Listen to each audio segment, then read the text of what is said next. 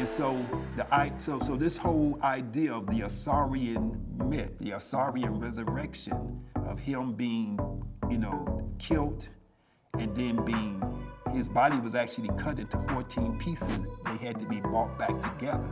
That's a metaphor for yoga. Our bodies are disjointed, right? We're cut into different parts. We're not unified.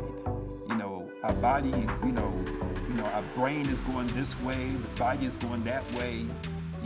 We are smoking a cigarette, which we know is death. You look at the pack of cigarette and it has a skull and crossbone on the pack of the cigarette. Or it says, this has been shown that it's gonna kill you, but we do it anyway. Because we don't have we have a disjointment between the mind and the body.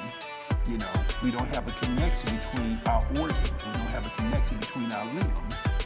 And so resurrection means that we have to reassemble ourselves the same way Ausar's body was reassembled, put back together, and he was brought back to life again.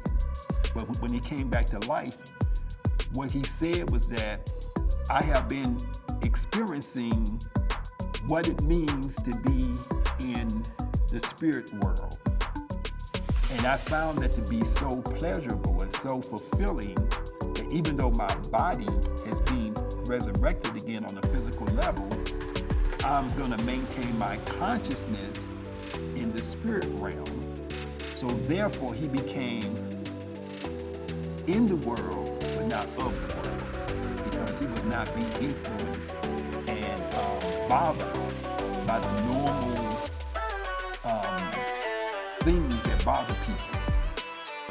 So that's why we say that we're African-centered, or that we are Kemetic Centered, because instead of looking toward Western religion and Western forms of philosophy, we can go back to ancient Kemet and look at our own forms of philosophy, our own forms of spirituality, and we can get the lessons that we need to have that's going to sustain us and fuel our consciousness to allow us to create the avenues of cultural regeneration that that we need to have.